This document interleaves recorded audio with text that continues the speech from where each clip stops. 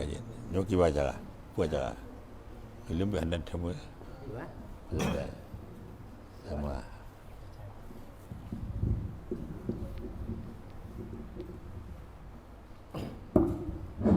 Assalamualaikum warahmatullahi wabarakatuh. Waalaikumsalam warahmatullahi wabarakatuh. Alhamdulillah, wassalatu wassalamu ala rasulillah wa ala alihi wa sahbihi wa mawala, amma ba'du, fa ya ibadallah. Syukur alhamdulillah kita sudah sampai di tempat abu kita yang mulia, Mursyid Tariqat Al-Haddad, Syekh Haji Tengku Haji Muhammad Jamjani. Pada hari yang berbahagia ini kita, sebagaimana yang disampaikan oleh saudara Adelit, bahwa maksud dan tujuan kita ke sini adalah untuk berkunjung, berziarah pada salah seorang daripada ulama di Aceh, yang mana Abu adalah murid daripada almarhum Syekh Haji Hasan Tunggali dan Syekh Haji Muhammad Wali Al-Khalidi. Mungkin dengan kehadiran kita pada hari yang mulia ini, oleh Abu bisa memberikan tausiah, mau'izah, apalagi kita menjelang memasuki bulan Ramadan. Mungkin ada teman-teman yang ingin mengambil tarikat haddad pada Abu. Kami mohon kalau diperkenankan untuk diijazahkan. Kemudian lagi untuk selanjutnya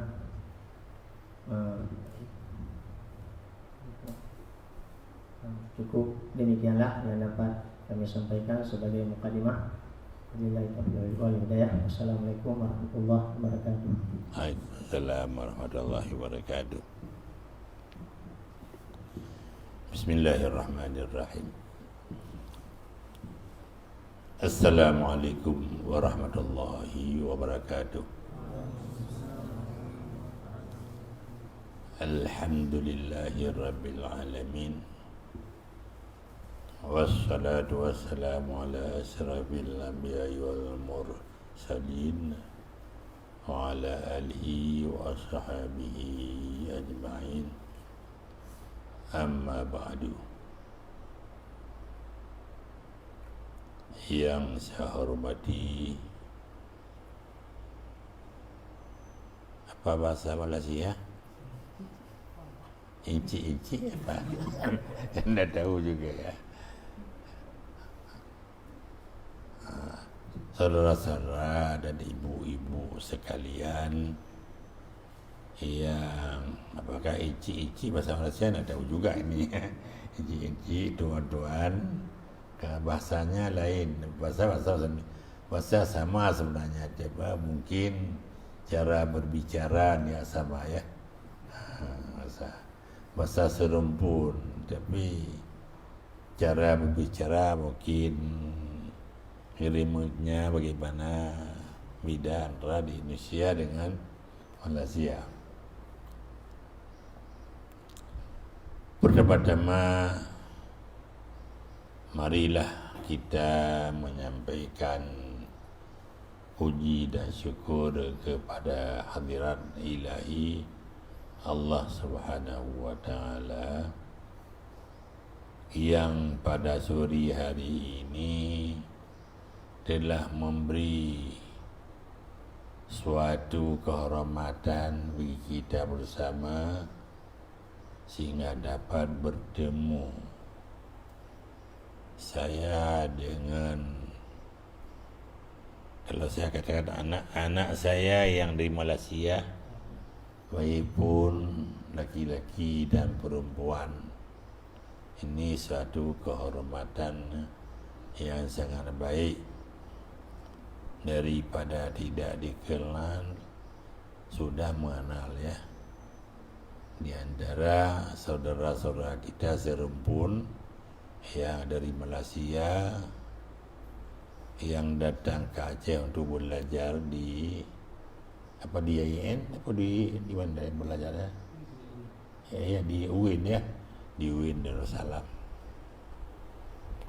Selawat dan salam marilah kita menyampaikan kepada Rasulullah sallallahu alaihi wasallam yang telah membawa petunjuk kepada kita semua bahwa dengan ada Rasulullah maka kita dari yang berada dalam alam kegelapan ataupun alam sesat menjadi kita umat Nabi Muhammad, menjadi umat Islam yang berada dalam petunjuk dalam keridaan Allah Subhanahu wa taala. Mudah-mudahan kita semua mulai sekarang sampai akhir hidup kita supaya berada kita dalam husnul khatimah.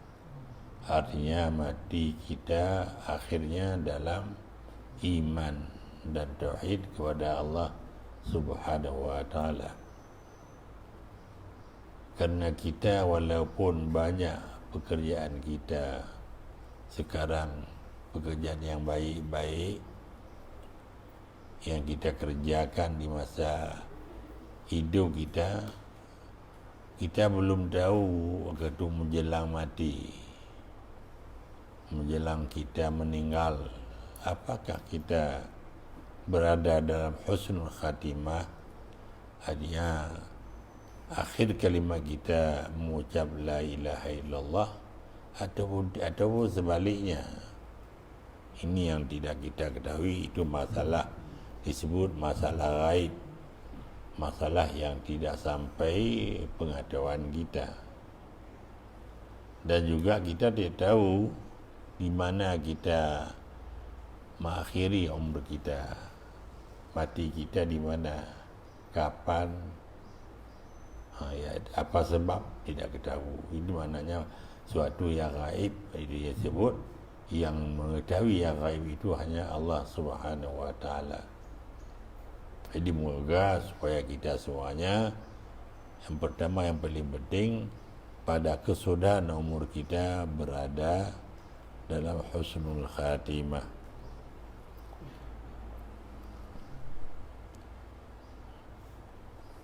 Adik-adik sekalian,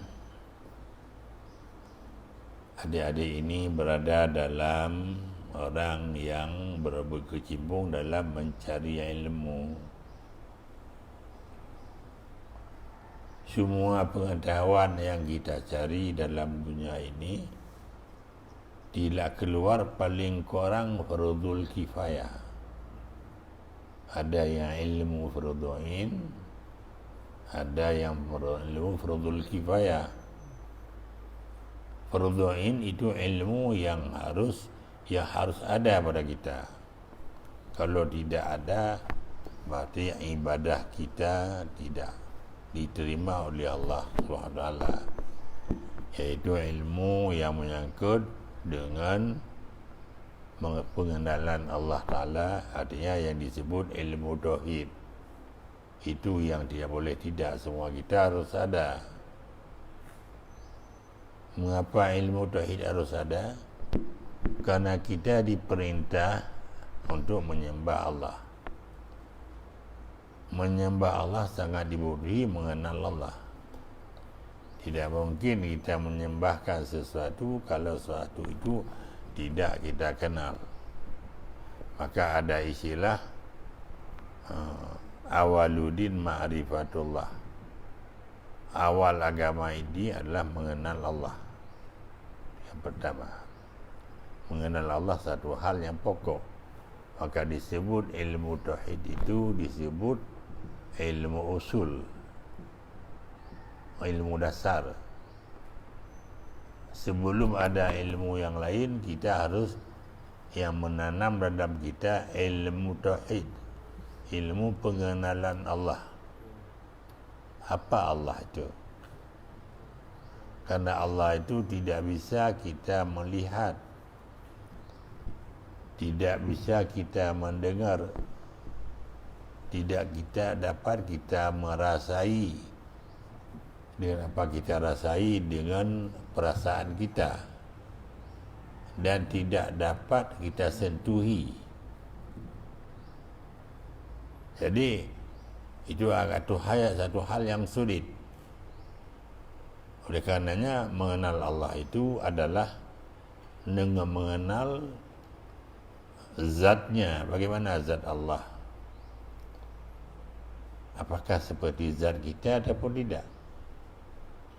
Allah mengatakan laisa kamitslihi syai'un. Allah tidak sama dengan apapun yang wujud.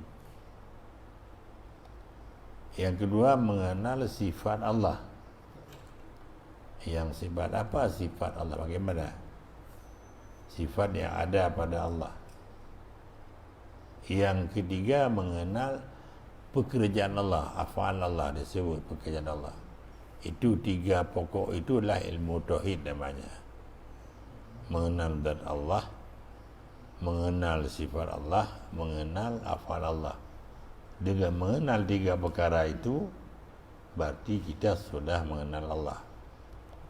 Sebab mengenal Allah bukan seperti kita mengenal barang yang pernah kita lihat, ya, yang pernah kita dengar.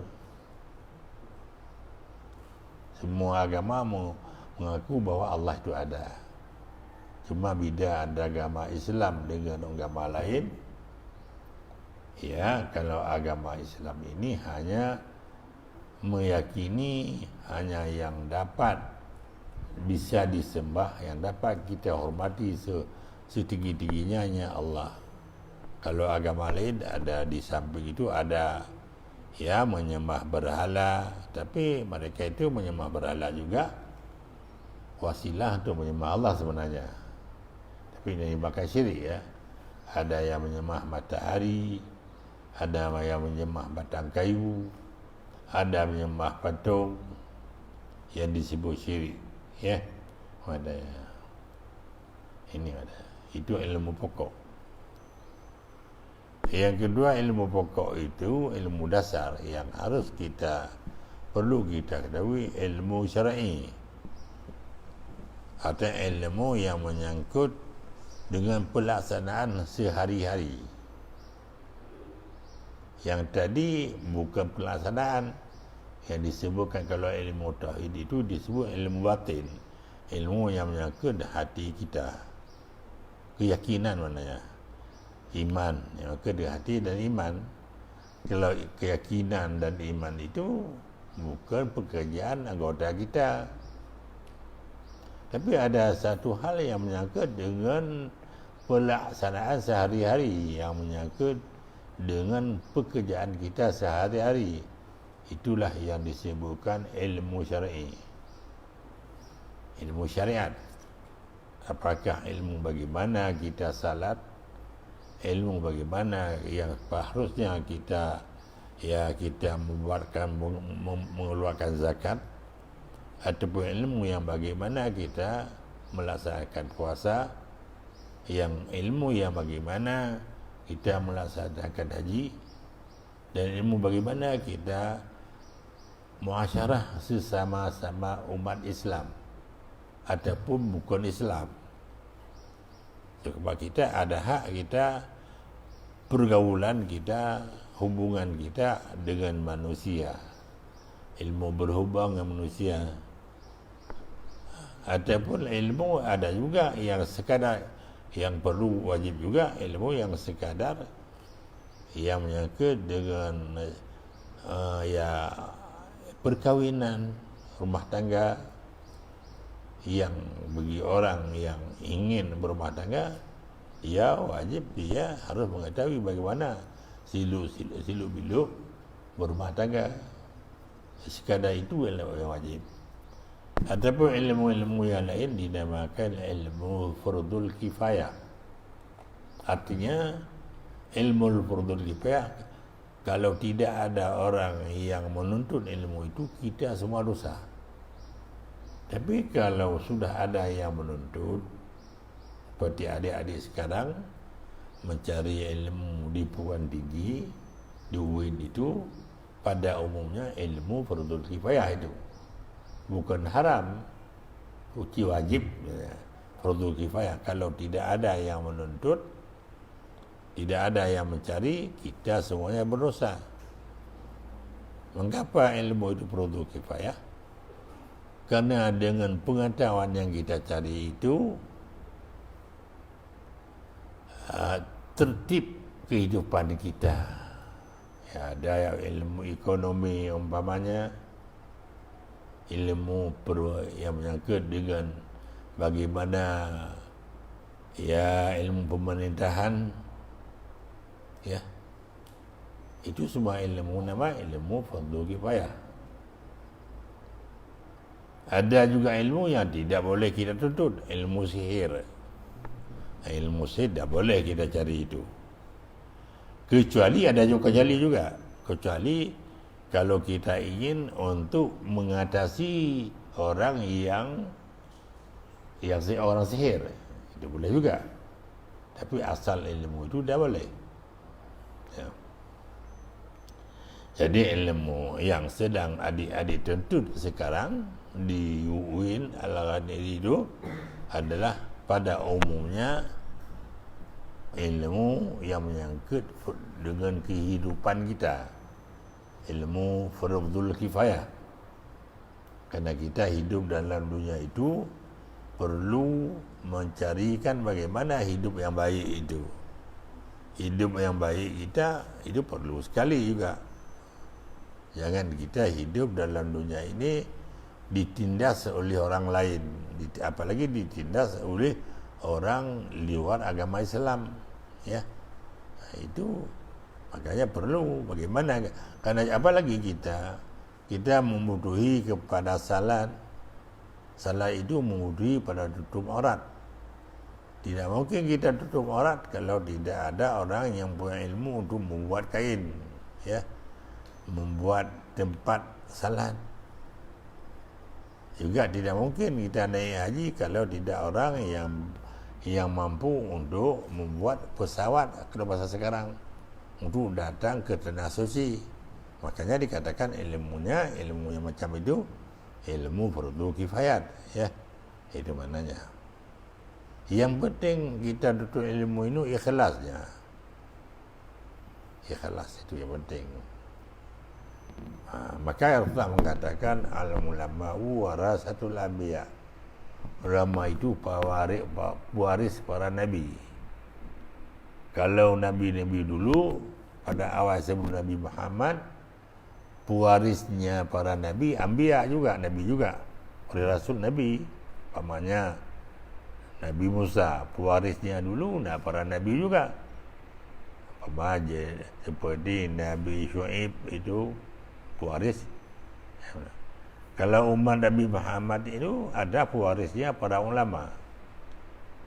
Ya, memang kalau disebut ulama, ya karena ulama itu bahasa Arab, bahasa syar'i, ya memang yang lebih mirip kepada ulama yang mengetahui tentang siluk-biluk ilmu agama.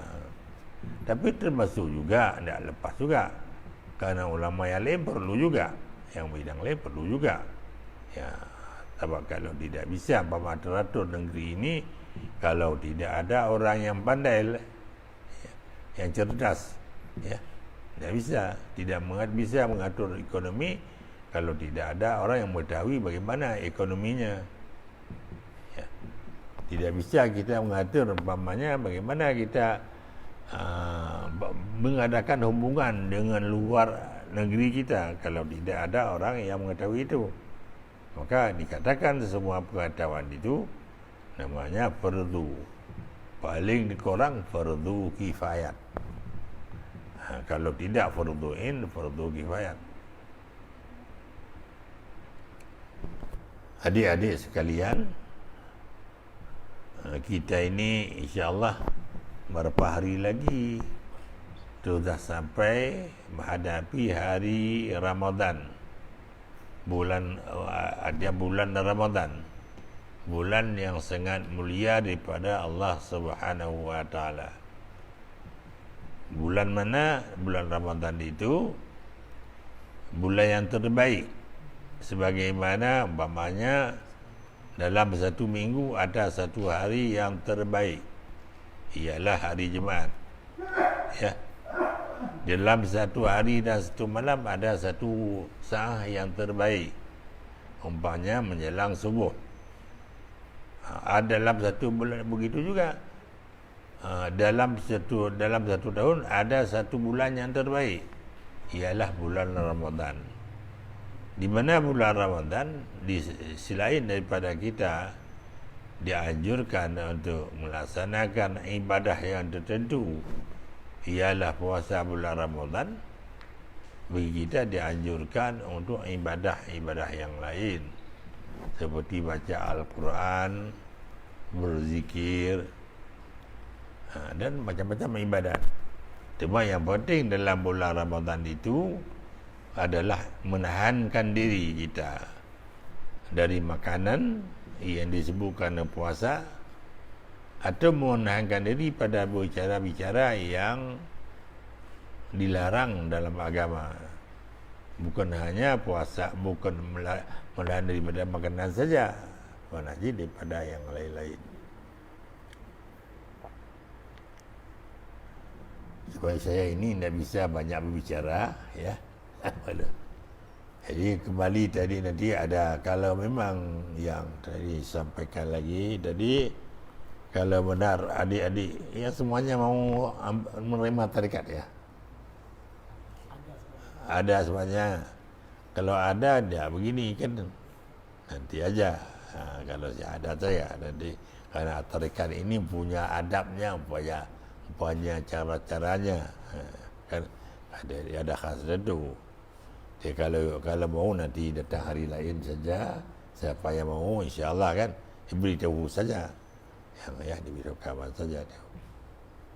Saya kira saya sangat berbahagia pada hari ini dengan ketemu dengan adik-adik dari Malaysia. Saya sering juga ke Malaysia, kadang-kadang 6 bulan sekali ke Malaysia, ke Penang, ya, berubat ini, ya, berubat. Kadang-kadang Kuala Lumpur, ya, ini. Alhamdulillah pada sore hari ini bahagia sekali sudah ketemu dengan adik-adik sekalian, baik pun laki-laki maupun perempuan. Semoga silaturahmi kita sebagaimana terjadi pada sore hari ini, insya-Allah mudah-mudahan akan kita mengadakan silaturahmi seterusnya. Jadi saya kira inilah yang dapat saya sampaikan, kerana saya tidak bisa lagi bicara.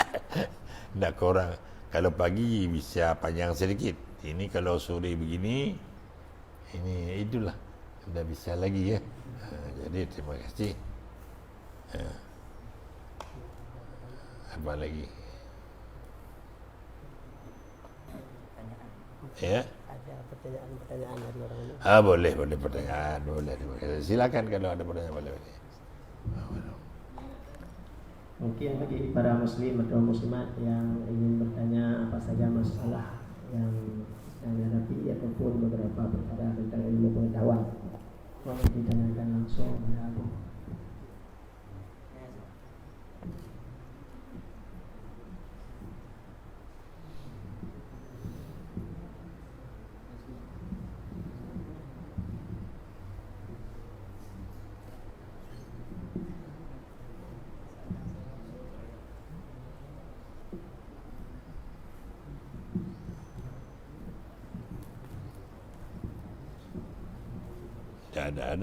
Ada.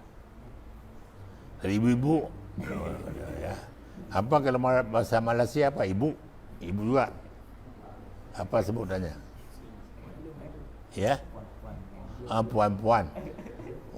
Kalau wanita perempuan. Inci-inci. Saya tidak mengerti. Inci-inci perempuan, ya. Karena dia tinggal di sana, kita dah tahu kan. Kalau ada boleh, ya Allah, banyak.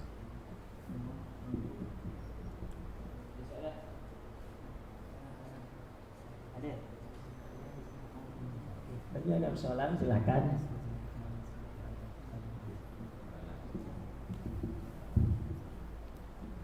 Sambung nama cik soalan apa? Ya.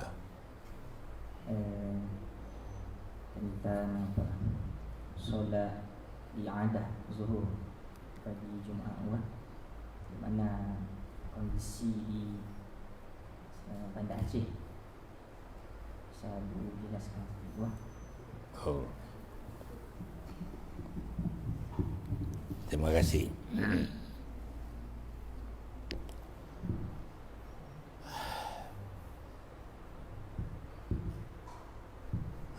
Salat jemaat adalah satu ibadah yang fardu ain, yang wajib semua kita kecuali perempuan. Kecuali semua laki-laki wajib melaksanakan salat jemaat pada hari Jumaat. Itu yang wajib. Yang wajib pada hari Jumaat sama seperti hari lain, salat 5 waktu. Tapi hari Jumaat itu ganti pada zuhur adalah salat 2 rakaat salat Jumaat. Cuma salat Jumaat itu mempunyai 5 syarat baru sah Jumaat itu. 5 syarat. Di antara 5 syarat, yang pertama harus ada, yang pertama salat itu berjamaah. Tidak boleh sendirian-sendirian. Tidak boleh salat jemaah itu kita perorangan. Tidak boleh itu. Okay. Yang kedua, salat jemaah itu bilangan itu, jemaah itu tidak sembarangan. Paling kurang 40 orang.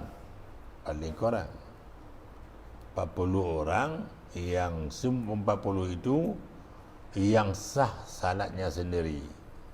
Artinya salatnya tidak ada kekurangan. Bukan pasal bacaan, bukan. Asal bacaan sudah diterima dalam bahasa Arab, sudah apa-apa. Yang penting sah salatnya 40 orang itu.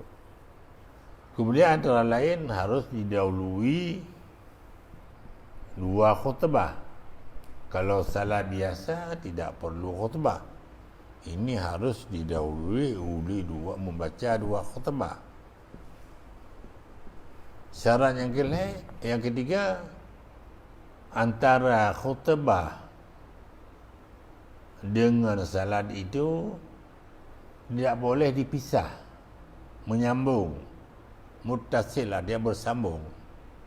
Umpamanya tak boleh, umpamanya kita pagi-pagi baca khutbah, tengah hari baru kita salat, tak boleh itu. Mesti di antara khutbah dengan salat jemaat harus menyambung, beriring. Ada syarat yang lain yang penting. Salat jemaat itu adalah dalam satu tempat. Tetapi dalam tempat itu tidak dibolehkan ada 2 jemaat. Dalam satu desa, kalau istilah di sini desa ataupun kampung. Kalau kampung itu memang kampung terpisah itu. Jadi kalau kampung tergabung-gabung, kadang-kadang dalam satu pemukiman ataupun dalam satu kecamatan, tidak boleh berbilang-bilang jemaat. Artinya pada jemaat itu yang boleh satu saja. Kalau ada 2, apabila terjadi bersamaan, kedua-duanya tidak sah. Kalau terjadi ada yang dahulu, ada yang terakhir, yang terdahulu yang sah. Itu aja. Mengapa demikian? Karena Rasulullah pada masa Rasulullah sallallahu alaihi wasallam di masjid ada, di Madinah ada 9 buah masjid. Termasuk Masjid Quba, Masjid Qiblatain, Masjid Awali, itu banyak masjid. Tapi semuanya tidak dibenarkan salat jemaat.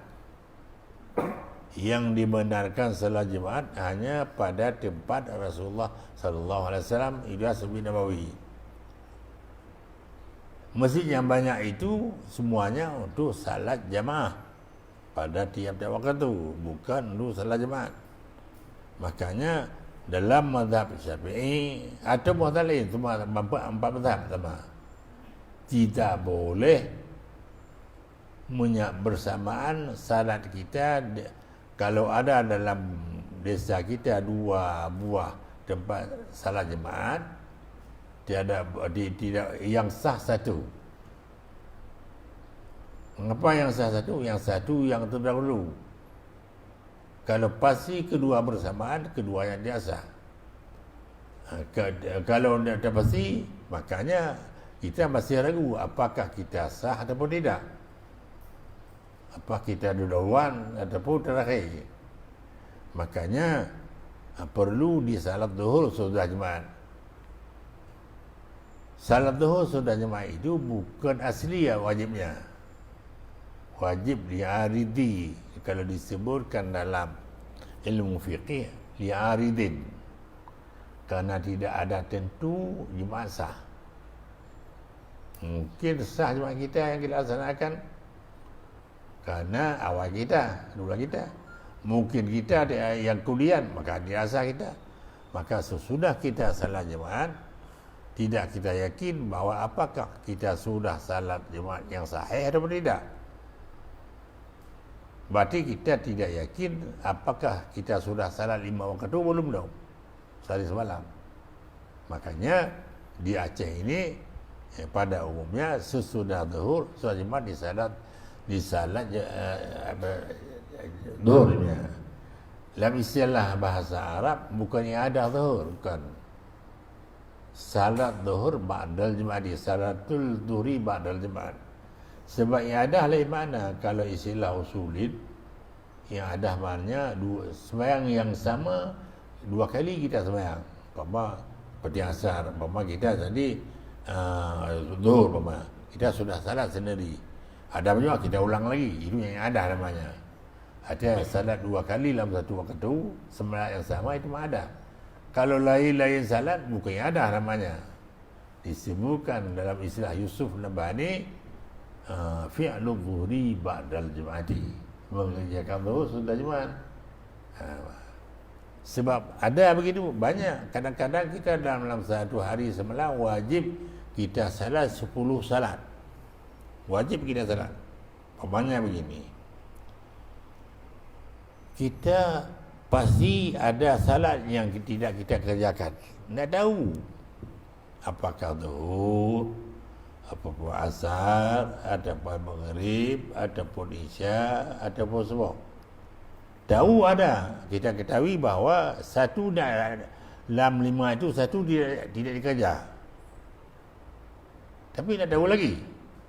Kalau sudah begitu wajib kita qada 5 salat.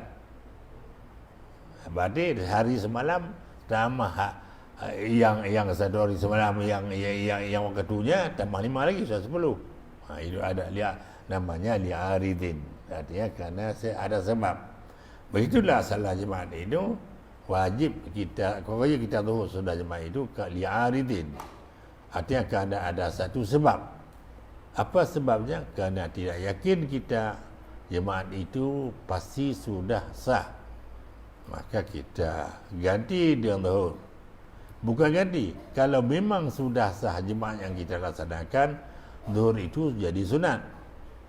Kalau pasti dia yang jemaat sudah kita laksanakan kerana kemudian orang lain, zuhur itu jadi wajib. Ini disebutkan li'ihtiyatin, kerana menghimat, kerana hati-hati maknanya.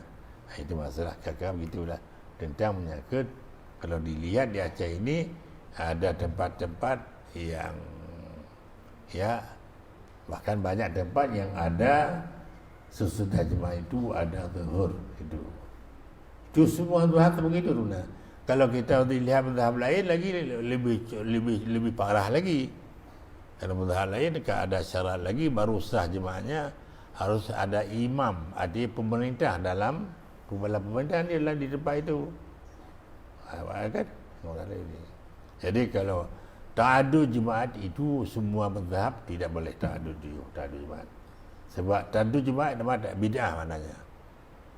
Yang bidah ta'adud. Bukan salat zuhur salat jemaah yang bidah. Yang bidah ta'adud jemaah. Berbilang-bilang jemaah dalam satu tempat, itu yang menjadi bidah, yang dilarang kan. Tapi kalau sudah ada bagaimana jalan keluar? Maka jalan keluarnya sudah ta'adud, kita takluk tu kan. Itu jalan keluarnya. Sakit sudah ada mereka. Bagaimana kita ubat? Kita ubat satu sudah itu mana kakak betul. Terima kasih. Ada ya?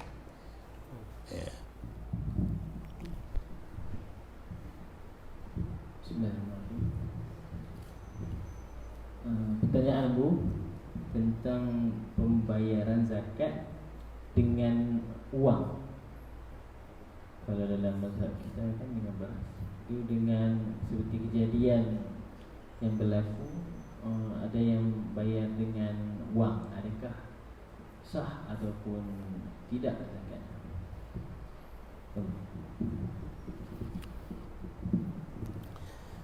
Zakat itu ada beberapa macam.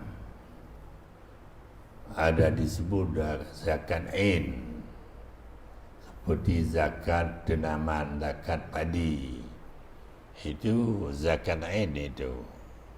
Zakat ternak, binatang ternak. Ya. Itu zakat ain namanya. Ada. Itu kalau zakat ain itu tidak boleh. Umpamanya kita mempunyai 30 sapi. Yang kita keluar tidak boleh wang itu. Mesti yang kita keluar harus benda itu. Tapi ada juga yang tidak boleh buat benda, seperti zakat perniagaan. Kalau zakat perniagaan ada zakat jual beli ataupun zakat emas dan perak. Kalau emas dan perak, memang emas itu asal wangnya, asal wangnya. Memang itu harganya yang dikeluarkan. Makanya zakat perniagaan itu boleh kita keluar sebelum sampai tahun. Walau asal kita yakin sudah sampai nisab, boleh keluar itu. Namanya zakat ta'jil namanya. Itu boleh itu. Jadi ada zakat yang boleh kita keluar harganya ataupun qimahnya, seperti zakat perniagaan ataupun zakat emas dan perak. Ada yang tidak boleh, seperti zakat padi, zakat lembu, zakat kerbau, okay? Zakat unta. Itu harus benda yang dikeluar. Itu memang begitu. Tidak boleh kita keluar khidmat. Ya. Ada juga kecuali kalau darurat. Umpama kita tidak bisa lagi kita bagi. Kita bagi lagi, kita mau bagi. Kan umpama satu lembu bagaimana kita bagi? Bukan kita sembelih. Kita jual. Baru begitu kan. Jual barang itu. Bagi itu begitu ada. Memang pada pokoknya tidak boleh itu. Kalau zakat in kita keluar khidmat. Kalau zakat khidmat dapat zakat fitrah. Sekarang kan ada zakat fitrah. Ada orang mengeluarkan juga dengan khidmat. Rasulullah dia mengatakan begitu. Apa kata Allah? Sedua bambu daripada apa ya? Daripada gandum kata Allah. Begitu disebut tu. Ya, tidak boleh. Kalau mazhab Syafi'i tidak boleh sama sekali. Jadi kalau mazhab Hanafi diboleh, tapi bukan harga beras, harga gandum. Karena mazhab Hanafi itu tidak boleh mengeluarkan zakat fitrah kecuali gandum. Mesti gandum. Jadi kalau mazhab Syafi'i tidak boleh. Yang dibolehkan hanya beras. Bukan tidak boleh. Kalau kita keluar tidak menjadi fitrah. Jadi sedekah biasa. Boleh kita keluar tak apa. Tapi tidak jadi zakat fitrah. Kamu di mana ya? Sedekah biasa. Tapi kan masih bagi kita makin kita dekat kewajiban kita kan. Itu masalahnya. Seperti ada orang membuat dalam perniagaan, mengeluarkan barang. Barang-barang tiga dia keluar. Tidak jadi zakat itu. Sedekah biasa harus dikeluar harga. Begitu. Bila kita lihat apa barangnya, ada barang yang boleh dikeluar khidmat, ada yang tidak. Terima kasih.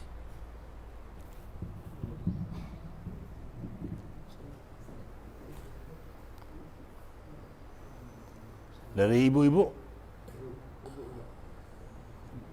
si ada satu.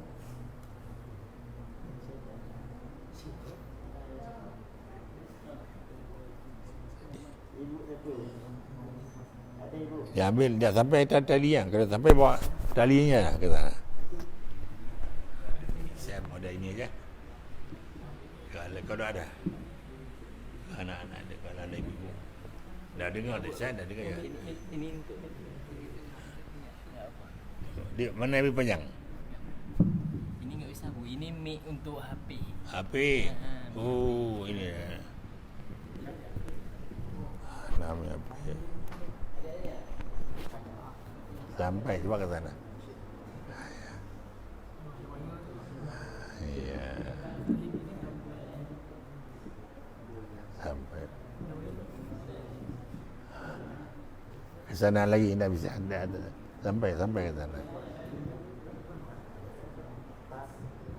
Sampai.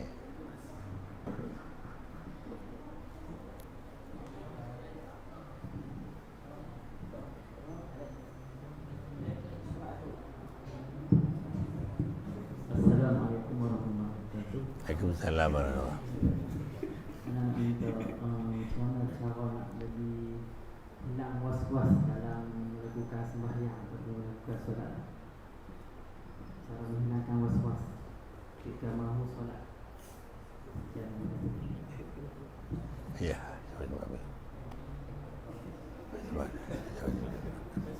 Tidak apa ada. Ambil aja.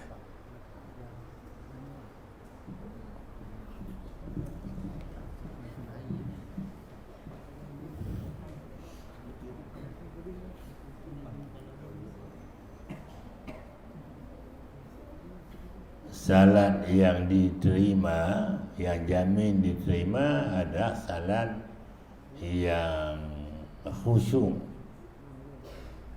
Mana khusyuk? Maknanya yang teringat dalam hati kita apa yang kita kerja, apa yang kita baca. Pernah waktu itu kita baca Alhamdulillahirrabbilalamin, dalam hati kita begitu. Ar-Rahmanir-Rahim, Maliki Yaumiddin, Iyyaka na'budu wa iyyaka nasta'in, Ihdinas siratal mustaqim, Siratal ladzina an'amta 'alaihim, Ghairil maghdubi 'alaihim waladdallin. Itu yang kita ingat, itu yang kita baca. Serta pengertiannya, apa maknanya. Kalau waktu itu kita baca itu yang kita baca umpamanya iyyaka na'budu wa iyyaka nasta'in. Yang teringat yang lain, umpama teringat besok saya mau pulang ke Malaysia. Itu namanya kita sulit namanya. Mana sulit benar? Yang kita bicara lain, yang kita dalam hati lain, maknanya orang sulit namanya. Apa nama sulit kita? Ya, kita kata akan engkau ya Allah aku sembah. Tapi ingat besok naik pesawat mau ke Malaysia umpamanya. Makanya khusyuk itu adalah kita dalam hati kita apa yang kita baca. Kalau kita meruku kita ingat. Kalau kita mau sujud kita ingat. Kalau kita mau i'tidal kita ingat. Pokoknya apa yang kita ucap dan kita perbuat itu yang ada dalam hati kita, itu nama khusyuk. Maka Allah mengatakan orang yang khusyuk orang yang diterima ibadah. Memang khusyuk ini satu hal bagi kita yang memang barang tidak berat. Khusyuk itu tidak berat, tapi sangat sulit melaksanakan. Bahkan ada barang yang hilang tadi sampai kepada salat teringat lagi dia, oh saya di begitu. Yang sudah lupa tadi waktu salat teringat. Maka disebut oleh Allah bahawa sembahyang itu berat, kecuali atas orang yang illazi, kecuali mereka yang khusyuk. Itu satu. Yang kedua, menyangka dengan apa tadi ya? Was-was. Was-was itu adalah satu barang yang timbul daripada pengaruh syaitan. Makanya untuk cara menghilangkan was-was itu, waktu kita berdiri mau melaksanakan sembahyang, yang pertama dengan penuh adab, penuh sopan. Atau duduk berdiri cukup sopan, dengan tenang, pakaian yang bagus pertama. Sebab kita salat itu kan mau menghadapkan Allah. Kalau dalam dunia ini mau menghadap kepada Menteri Malaysia, hendakkan dia pakai jopek-jopek, pakaian yang kotor ke tak? Apa itu? Jadi dengan manusia yang besar, begitu pakaian kita. Begitu juga kita menghadap pada Allah, jangan sebarangan pakaian. Pakaian yang terbaik dalam pakaian kita. Mana banyak ada 5 buah pakaian, yang terbaik itu kita pakai. Karena menghadap Allah pertama. Itu satu adab, satu sopan. Yang kedua, waktu kita berdiri dengan tetap. Kita berdiri tetap melihat kepada tempat yang akan jatuh kepala kita, dahi kita tempat itu, tempat sujud. Mata kita ke tempat sujud itu. Tenang pada kita tempat sujud. Dan mata kita itu jangan kita hilang, kita terus ke sana. Yang ketiga, kita hilang ingatan dari segala-galanya. Yang teringat hanya untuk salat. Untuk memudahkan kita bagaimana? Maka kita dianjurkan membacakan usalli. Usalli dalam bahasa Arab boleh, usalli dalam bahasa kita boleh. Bagaimana usalli dalam bahasa kita? Kita baca dulu. Sahaja aku kerjakan salat zuhur rakaat apa. Kita baca alam. Nak apa-apa boleh juga. Sebab membaca itu membantukan hati. Biasa kita kalau sudah kita baca, hatinya ikut. Walau sebenarnya ucapan yang perintah hati. Tapi dengan kita baca adalah dengan itu membantu kita. Maka disunahkan usalli itu untuk adalah membantu hati kita itu. Maka kalau begitu kita laksanakan terus, maka ia akan hilang sedikit demi sedikit was-was itu. Was-was itu begini, seperti kita terkebir. Kalau sudah 2 kali, jangan lagi ketiga. Jadi kalau kita turun ketiga, akan jadi hari lain diikut lagi.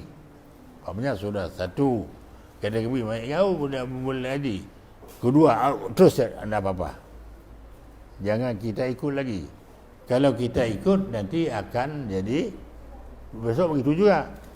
Wah, itu awas itu daripada kita turun, kita ikuti, kita ulang-ulang itu. Ada orang was pada wudu. Terus basuh muka. Sang-sang seakan-akan tidak rata. Padahal 3 kali, mengapa tidak rata? Sekali tidak rata namanya. Jadi jangan kita turun untuk menghilangkan was itu. Jangan kita ikuti pengaruhan hawa nafsu kita. Ya, pengaruhan ajakan hawa nafsu itu. Biasa orang wiwas itu karena dia turun diikut itu masalahnya. Yang kita ikut, jangan begitu. Asik. Silakan. Sahabat sini ada apa-apa? Ada apa?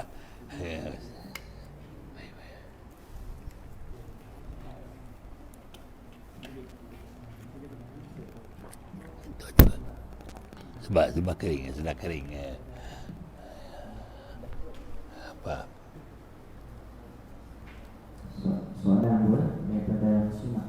Ya, baca saja. Ada dua soalan ya.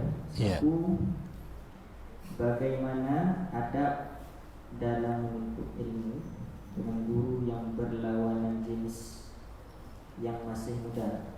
Apa? Coba dalil. Adab menuntut ilmu dengan guru yang contoh lelaki, pelajarnya perempuan, tapi gurunya masih muda. Bagaimana adab? Yang kedua, bagaimana mau ada sifat istiqamah dalam menuntut ilmu?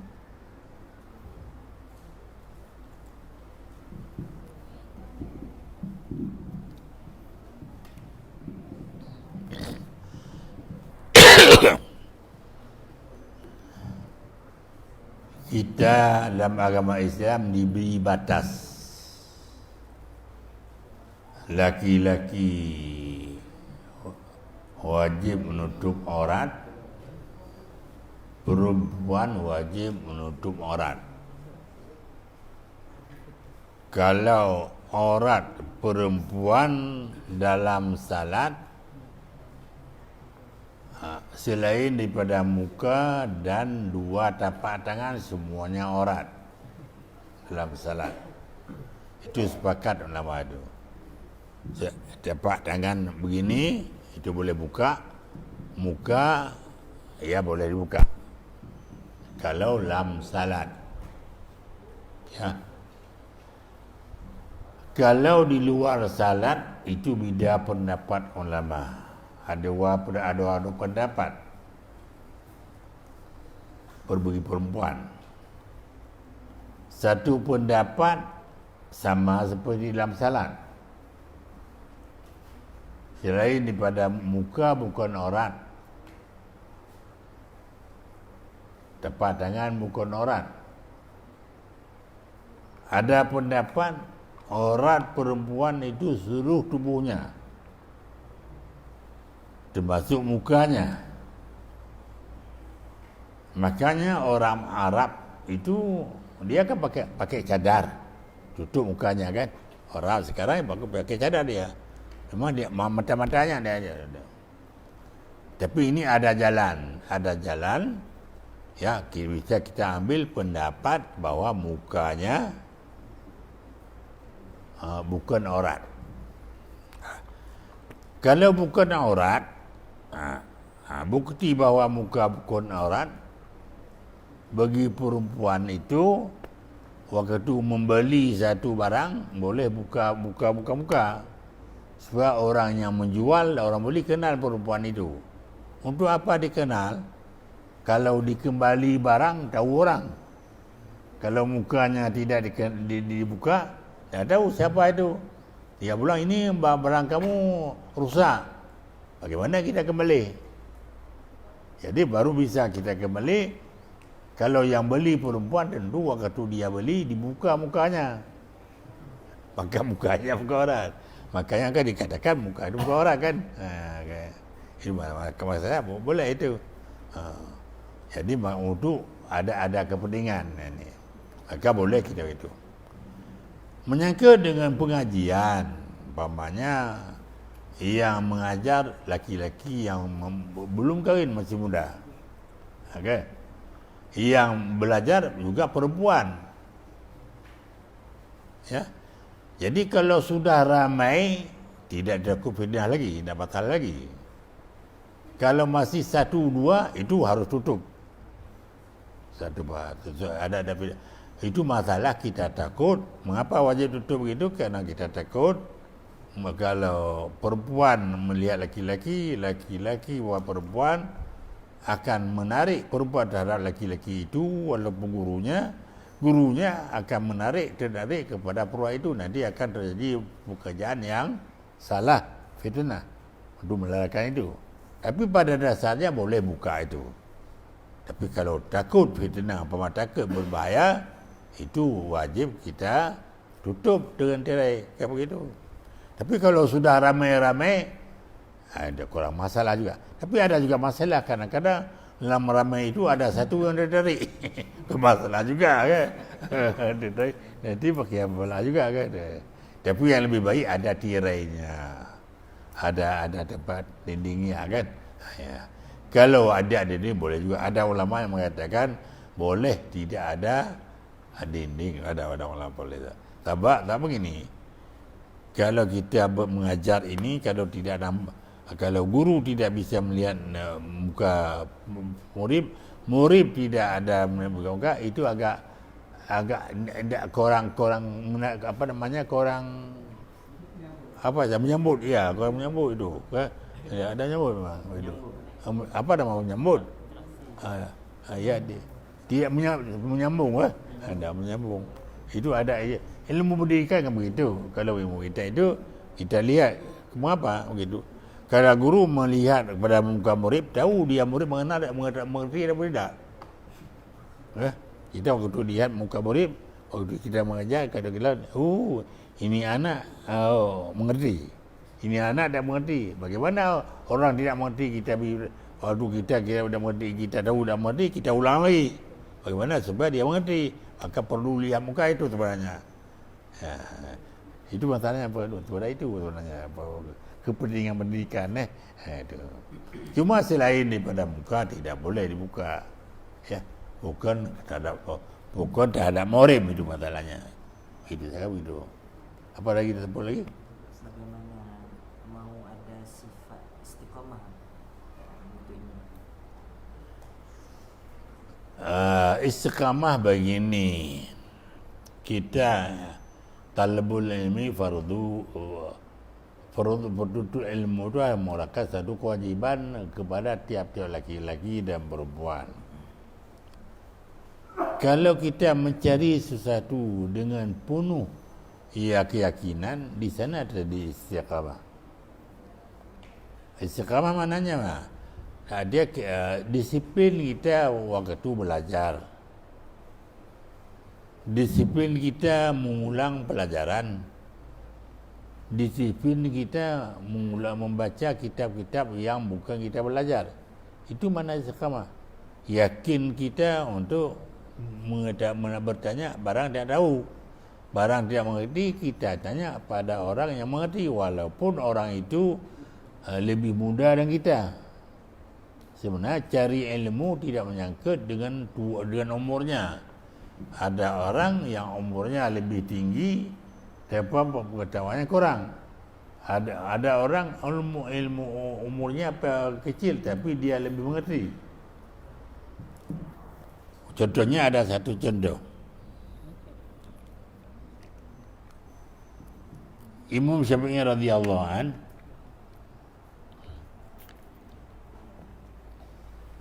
waktu dia datang ke Madinah menemui Imam Malik, umurnya hanya 14 tahun. 14 tahun umurnya. Kalau kita 14 tahun umurnya.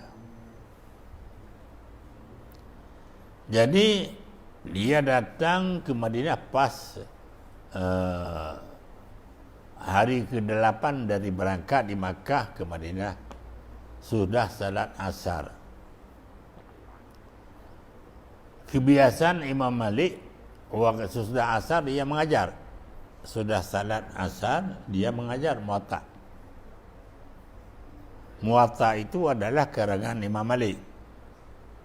Imam Malik itu waktu mengajar itu membaca, bukan dihafal, dibaca dia. Kebetulan waktu sampai Imam Syafi'i ke Madinah, orang semua murid-murid itu, pelajar itu orang sudah tua-tua, sudah pakai janggut panjang-panjang, ya. Semuanya siap dengan buku, dengan alat penulis, sudah siap.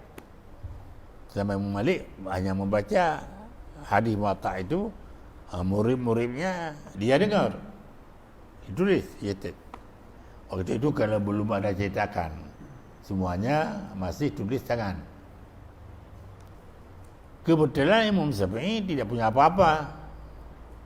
Yang ada kain selendang selai, kain tutup, bukan baju kita, seperti orang ihram, tutup bahu, itu ada. Karena dia anak seorang yang paling fakir, ya. Dia terasa malu. Dilihat orang ada alat tulis, ada tempat menulis, ada tinta. Jadi waktu itu dia terasa nak enak, dia terlihat sepotong kayu di pinggirnya, diambil untuk sesuatu pepel lah, sesuatu pena itu. Dengan apa dia tulis? Ini ada tinta, tidak ada. Buku tidak ada. Akhirnya dia ambil air liur itu sebagai tintanya. Tempat tulisnya tapak tangan. Tapak tangan seperti itu. Pada ada tulis di tapak tangan tulis. Waktu itu dibaca oleh Imam Malik itu hadis, semua ditulis di tapak tangan. Imam Malik salah seorang ulama yang paling sopan, yang saling beradab waktu mengajar. Tidak senang dia kalau melihat ada orang yang mengenteng-enteng menulis ucapan Rasulullah, tidak marah dia. Bagaimana adabnya? Dia sebelum dia mengajar lebih dulu wuduk dia dulu. Salat 2 rakaat, baru dia duduk di atas kursi dia mengajar. Kemudian terlihat pada Imam Malik, Imam Syafi'i itu menuliskan hadis itu dengan air liur dan dengan beri tapak tangan. Marah dia. Marah Imam Malik itu. Agak tersinggung lah. Bukan marah, tersinggung. Seakan-akan ada satu anak-anak di depan itu memperwayang-wayangkan apa namanya? Meremehkan hadis Rasulullah itu. Kamu ada mereka itu. Jadi sesudah tutup pengajian, orang semuanya sudah pulang, tinggal di sana hanya Syafi'i. Karena dia baru datang, mau ke mana? Nah, kau nak tahu. Makan belum tentu, tempat tidur belum tentu. Tak tahu di mana mau tidur. Dia belum tentu. Dulu dah. Dipanggil lah Imam Malik. Dipanggil, ditanya, "Aina antum? Kamu dari mana?" Saya baru datang dari Makam Mukarramah. Apakah kamu orang Ajam ataupun orang Arabi? Kata saya orang Arab. Bahasa kamu bahasa apa? Bahasa Quraisy. Bahasa Quraisy keturunan apa? Keturunan Muttalibi. Aduh, katanya. Keturunan kamu bagus sekali. Bagus sekali keturunan kamu. Bahasa kamu bagus sekali. Cuma tingkah laku kamu jelek sekali. Ya, tingkah laku kamu sangat jelek. Apa katanya? Kok kamu permainkan hadis Rasulullah, kamu tulis dengan air liur dan di tapak tangan? Itu kamu permainkan. Kamu menghinakan hadis Rasulullah. Katanya begini, saya baru datang, katanya. Saya orang yang sangat fakir. Yang ada saya miliki kain, dua helai kain. Satu untuk selendang, satu untuk sejadah atas bahu. Waktu itu saya melihat kawan-kawan ada semua tempat tulis. Ada alat penulisan. Saya tidak punya, malu saya. Yang ada kesulian ada potong kayu, ambil. Bagaimana aku tulis? Yang ringan ada air liur, aku ambil. Tempat terima ada tapak tangan, baru saya ada tapak tangan. Mana yang kamu tulis tapak tangan? Di mana? Dia tadi katakan kalau air liur ditulis dari tapak tangan, semuanya akan hilang. Tidak teringat. Tetapi apa yang Tuan baca mulai daripada awal pengajian sampai akhir masih ada katanya. Ya. Itu. Terkejut Imam Malik itu. Apa yang kamu baca sebanyak 25 potong hadis itu dari awal sampai akhir masih ada katanya. Cuba baca satu. Imam Syafi'i pasal sekali. Dia baca. Hafal dia. Baca. Baca satu lagi. Dia baca. Baca satu lagi. Jadi, akhirnya ke 25 itu semuanya dibaca. Dari hatinya ni ada. Seakan-akan dia baru dengar sudah hafal. Kemudian padahal dia sudah hafal itu kepandaian Imam Syafi'i itu. Begitu juga. Maka akhirnya dia Imam Syafi'i kerana tidak dikenal oleh Imam Malik, akhirnya dia dibawa ke rumah tamu Imam Malik. Lalu dia kenal dari marah, jadi tamu dibawa ke rumah. Itu mana libasuka yukrimuka qabla julus. Kalau cantik pakaian kita, gagah pakaian kita, dihormati kita sebelum dikenal. Wa ilmuka yukrimuka ba'da itu.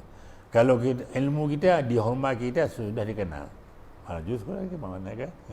Jadi maka akhirnya Imam Syafi'i itu menjadi tamu Imam Malik selama 18 bulan. Tamu Imam Malik itu tidur di rumah Imam Malik, dia makan di rumah Imam Malik itu. Akhirnya Imam Malik dah mengajar lagi. Yang mengajar Imam Syafi'i.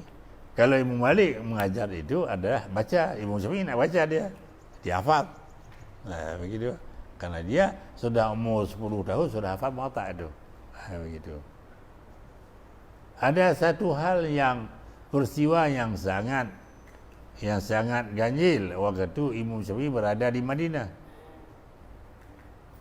Peristiwanya begini, datang satu orang itu penjualan gitar. Datang sama Imam Malik.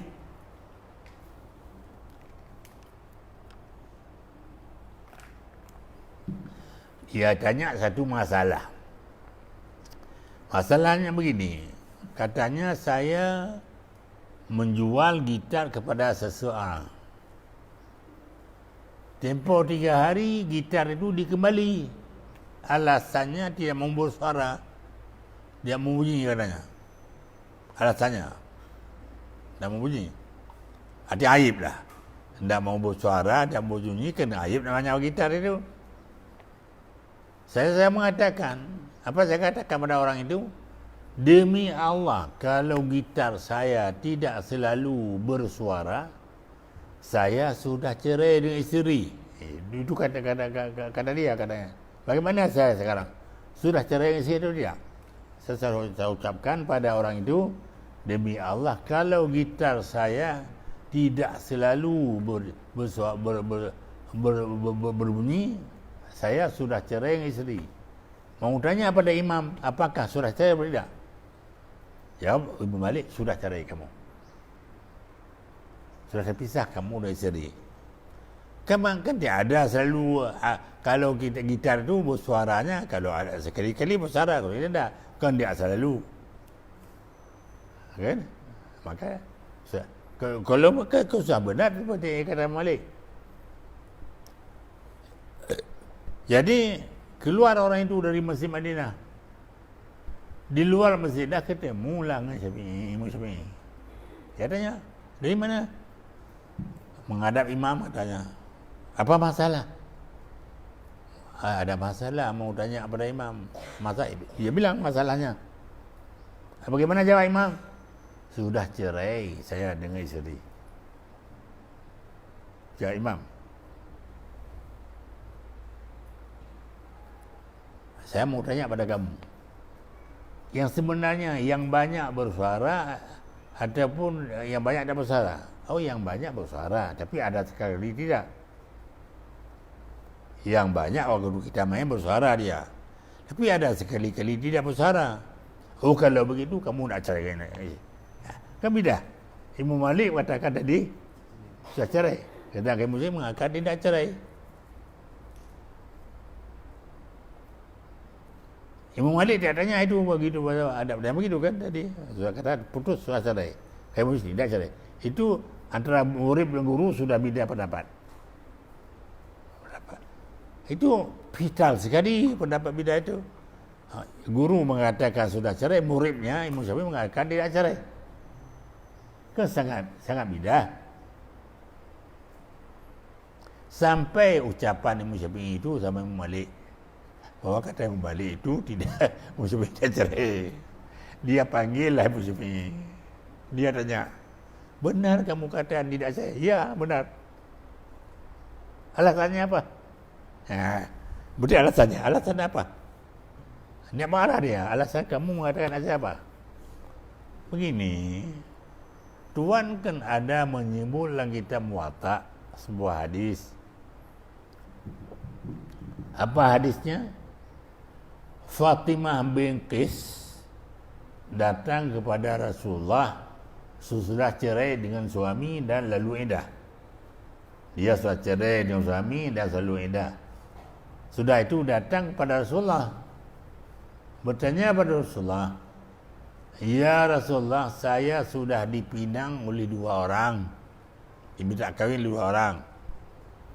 Yang pertama Abu Sufyan, Muawiyah bin Abi Sufyan. Yang kedua Abu Jahmin. Ya sudah, siapa aku terima? Apa aku terima Abu Sufyan? Ya, ia masih muda. Apa aku terima Abu Jahmin? Rasulullah begini, kalau Abu Sufyan itu kikir sekali, kritat, bahasa Aceh, kikir sekali, harta, dia sulit sekali mengeluarkan harta. Abu Jahmin itu tidak pernah meletakkan tongkat, tetap selalu tongkat di atas bahu, tidak pernah meletak. Tongkat tahu tongkat? Tongkat tahu Tongkat ini selalu katanya tongkat begini di bahu. Katanya, hendak baru dia lepas hendak.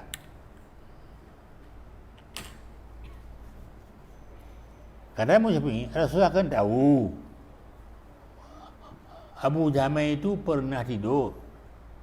Waktu itu tak mungkin ada tukar di bahu. Ada berak. Waktu berak tak mungkin dia tukar di bahu. Ada salat. Waktu salat tak ada mungkin tukar atas bahu. Ada kerja-kerja lain yang tidak mungkin tukar di atas bahu. Tapi masih Rasulullah mengatakan Abu Jahmin selalu berada tukar di atas bahu. Selalu katanya. Dalam bahasa Arab ada bab taghlib. Mana taghlib disebut yang dimasuk yang sikit lah ada banyak. Hingga disebut yang banyak. Umpama dikatakan alladzina amanu. Pada itamul amanu laki-laki. Masuk perempuan di sana. Kemudian begitu sebenarnya. Bab taghlib namanya. Begininya laki-laki yang saya katakan tidak cerai itu, saya sudah tanya bagaimana? Yang banyak tidak bersuara, yang banyak bersuara, tapi ada 3. Makanya katanya sila kalau isi kita ini tidak selalu bersuara, bab taklif itu katanya. Kalau bab taklif tidak apa-apa masalahnya. Maka saya katakan bahwa tidak cerai katanya. Sadak benar kamu lah. Ifti katanya. Inilah namanya nama ulah-ulahan mujtahid kan. Jadi ke Imam Malik dia melihatlah khilafah saya. Imam Syafi'i diolahkan dengan ucapan Imam Malik, dengan kitab Muwatta juga. Ya, diolahkan begitu ya. Ini cerita-cerita yang begini. Ini orang yang cerdas begitu kan. Saya begitulah. Terima kasih. Apa lagi? Ada lagi? Ya. Sudah. Ya.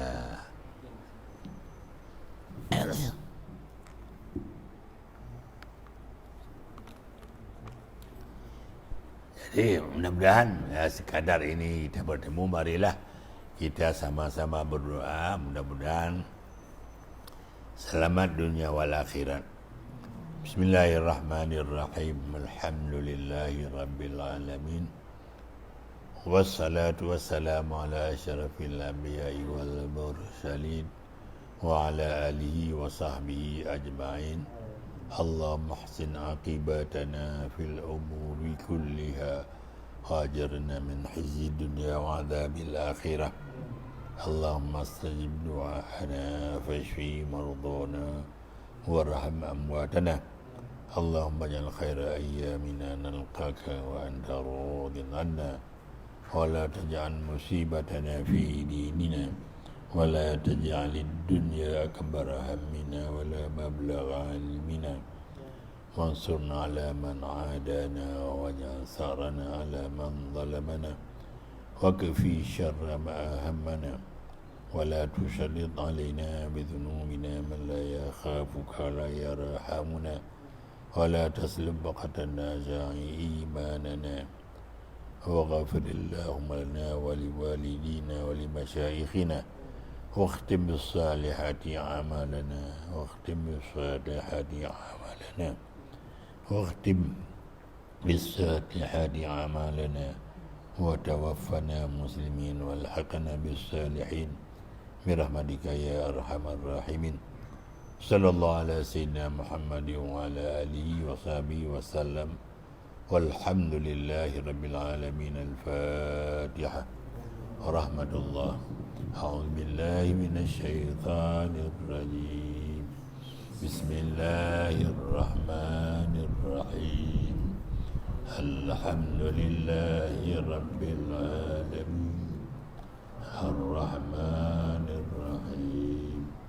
مالك يوم الدين إياك نعبد وإياك نستعين اهدنا الصراط المستقيم صراط الذين أنعمت عليهم غير المغضوب عليهم ولا الضالين.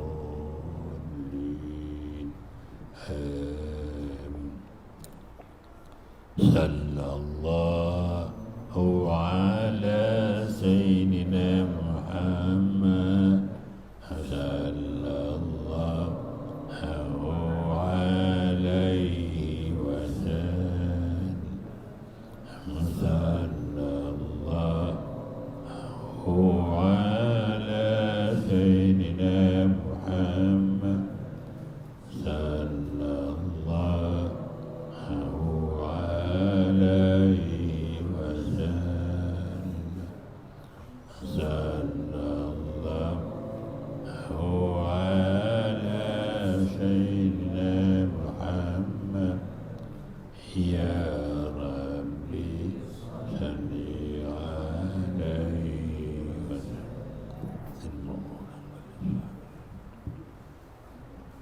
Ini dari mana-mana ni?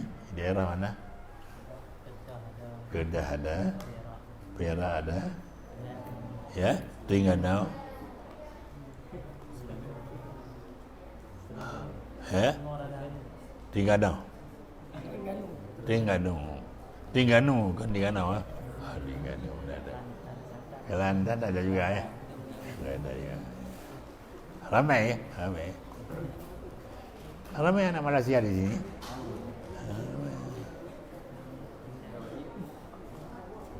Baiklah.